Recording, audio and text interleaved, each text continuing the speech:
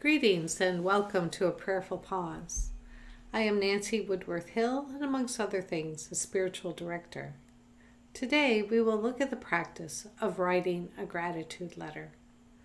So gratitude comes from the Latin root gratus, means pleasing or welcome or agreeable. Its related words are grace, gratuity, and gratis. So being grateful is an action, and that action can be considered a spiritual practice. So one way to acknowledge another's action in your life is to write a note of gratitude. It doesn't need to be fancy, just heartfelt. Research shows that such a note will make you feel good and will make the recipient feel great. The main impediment, I think, to expressing gratitude is the perceived awkwardness. So with a few simple steps, it's not nearly as daunting as anticipated. So let's talk through the practice first, then I'll give a few hints on wording a letter. First, determine the recipient. To whom do you wish to write? Perhaps a teacher, a mentor, a supportive friend or family member, or colleague, or a helpful neighbor. You could ask, who in my life don't I give enough credit to? Or who would I like to give a hug to? Then gather your supplies. Handwritten letters are the gold standard, even with less than perfect handwriting. Typed letters are not wrong either. The point is to craft something that can be held in one's hands and held onto as a memento. There is the surprise to find something in one's mailbox and the delight of being able to read it again. Next, spend a little time thinking about your recipient. What role did this person play in your life? You don't need to spend a lot of time because the goal is to call to mind a cherished memory. How did you meet? What did they do for you? What have you not forgotten? Did you apply their advice in your life? Have you shared with another person what you learned? Don't overthink.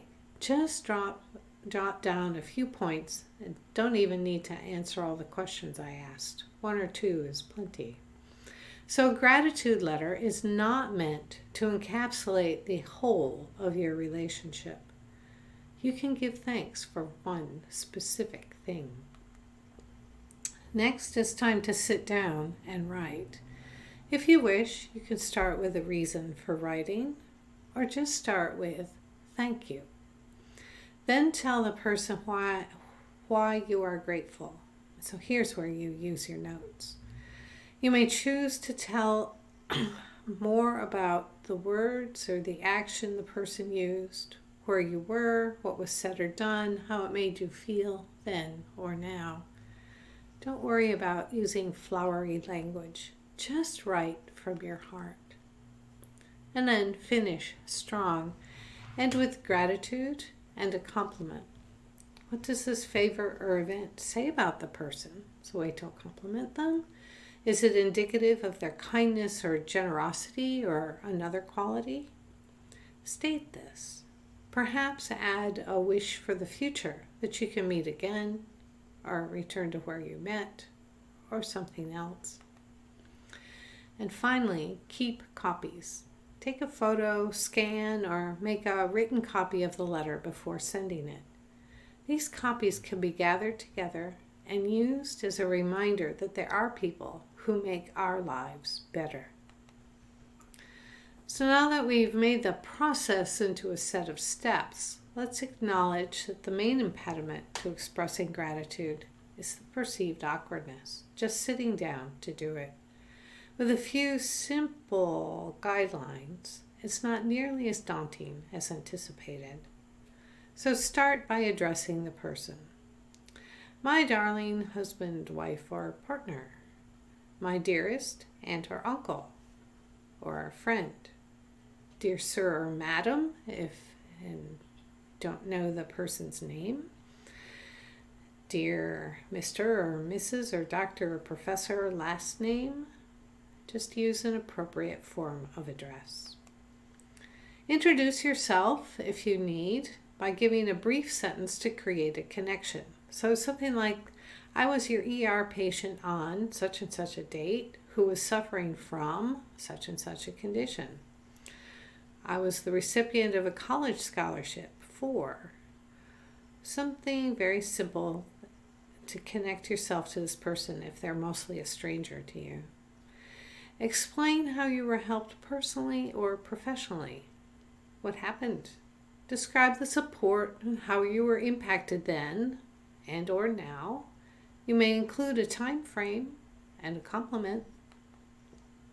You can describe also the results of their help. How were you able to use it?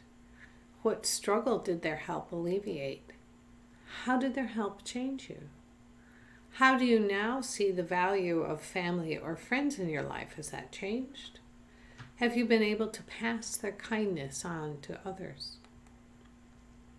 Having been both the recipient and the writer of such letters, I can tell you it gets easier as you write more of them. And they are a delight and a joy to receive. So when our oldest son was in college, he had suffered from anaphylactic shock. It was late at night. He was outside. A security guard, who actually remains nameless to me, found him and got an ambulance there. And I am so grateful that this man realized the gravity of the situation. He got help, saved my son's life. And my son noted that 3 years later, he noticed that my thank you note was still hung up in the office of the security department. So let's go back through the steps for this letter. First, determine the recipient. Then, gather your supplies. Spend a little time thinking about the recipient. It can just be one specific event or action or thing that happened. Sit down and write. Finish strong and keep a copy.